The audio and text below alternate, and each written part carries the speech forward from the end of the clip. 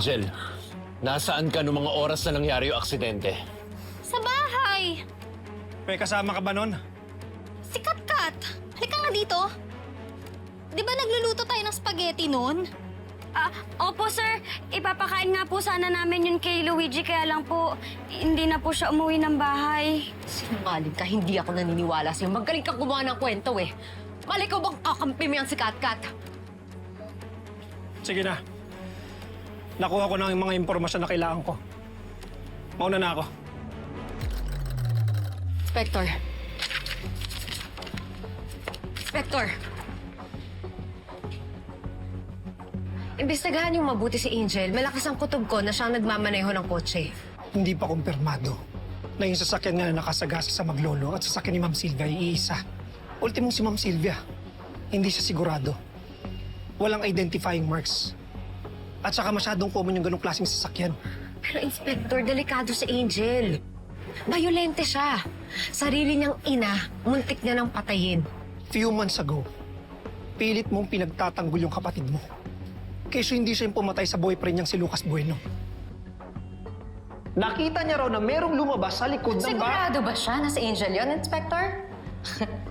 Gabi na nun, madilim. That could be anyone. That could be the real killer. Nung una, hindi pa ako naniniwala. But you proved me wrong. Inosente nga si Angel. Hindi nakala ko. Pero mali ako, Inspector. Baliw ang kapatid ko. Baliw si Angel. Unless meron kang matibay na ebidensya to support your accusations. Kasi ako, wala akong mahanap na rason para idiin siya. Inspector!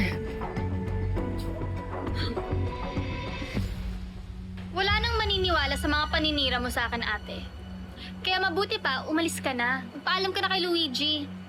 Bumalik ka na kung saan ka nababagay. Sa kulungan. Love! Bes! Love, love! Love, love! Papaniwala mo lahat ng tao dito, pero hindi mo papaniwala ang naninawal na anak! Oras na malamang kung may kinalaman niyang si Bruce sa pagpatay, kina Carlito at Luigi, ako na mismo magpapakulong sa kanya. Sana nga ba hindi siya? Kasi hindi ko kayo mapapatawad sa pagdala ng lalaking gumulo at sumira ng pamilya natin. Lexi, huwag kang magalit sa akin. Hindi ako may kasalanan nito. Mas marami pang may at fault sa nangyari kaya sa akin. Si Vanessa! Ma! Just please stop! Puro ka nalang paninisi. Eh bakit? Totoo naman eh. Si Vanessa ang dapat namatay, hindi si Carlito at Luigi. Lola, bakit po ba kayo galit kay Mami? Dahil matigas ang ulo ng mami mo. Hindi siya nakikinig. Ma, huwag mo nang idamay si Mikay dito. Malaki na naman yung bata eh. May sarili na siya pag-iisip. It's about time she knows exactly why we are in this position. It's because of her mother. Hindi naman kasalanan ni Mikay yun. Mikay, just forget everything na Lola said, ha? Mukit ka na muna. Excuse lang po. Sige na.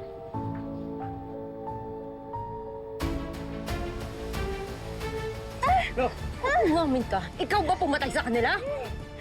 Ha, Angel? Bakit dami nanonood sa'yo? Abogado ka pa man din! Mas baka malaglag mo si Angel! Paano naman sabihin ko, ate, di ka maniniwala eh! Sinungaling ka! Dahil sa'yo, nakulong ako! Love! Dahil sa'yo, hindi ko nakasama anak ko sa huling sandali niya!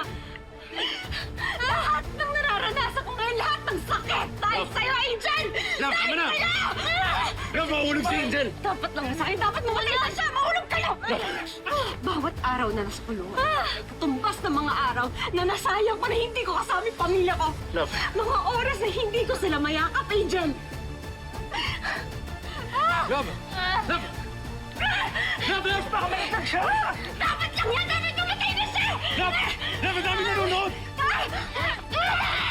Love, ang dami nakakakita! Abogado ka pa rin, Love! Mas tinawa mo na muna siya! Love! Love, tama na!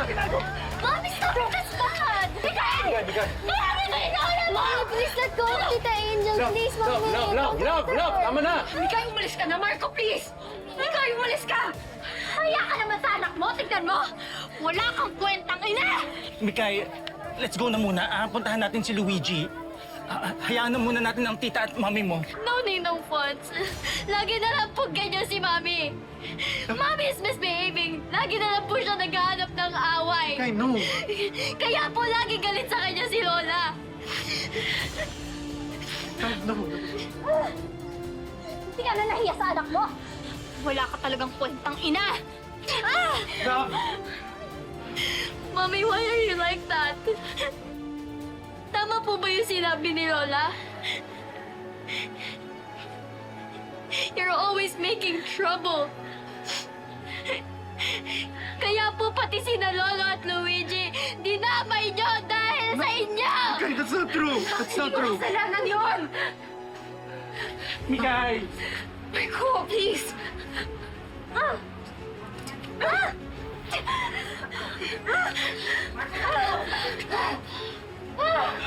Mikay! Tingnan niyo! Tingnan niyo ang laki ng pinagbago ng ate ko! Napaka-violente niyang tao! Pati si Mikay affected! Hindi magkakaganon si Vanessa kung wala kang ginagawa sa kanya. Bakit ako yung sinisisi mo? Ako na nga itong nasaktan! Hindi mo ako mauuto. Kilala ko ang kaibigan ko at kilala ko kung sino sa inyong magkapatid ang may sungay ni Satanas!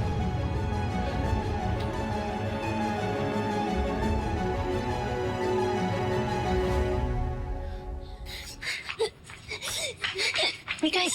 Mikay! Bakit? Ano nangyari? What happened? Ba't ka umiiyak? Mikay! Mikay!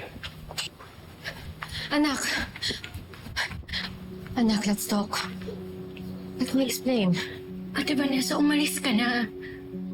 Natatakot sa'yo yung anak mo. Lexie, gusto ko lang makausap yung anak ko.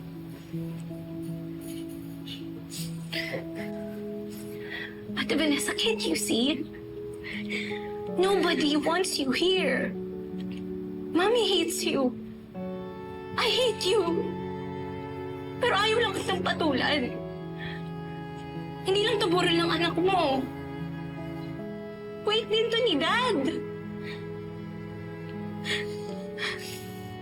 Ate, bigyan mo naman kami ng space para makapag-grieve ng maayos. Hindi lang ikaw yung nawalan eh. Kami rin. Nawalan rin kami. I lost my dad. My idol, my protector, my shield. I'm sorry, Lexie, pero gaya ng sinabi mo, nawala naman din ako.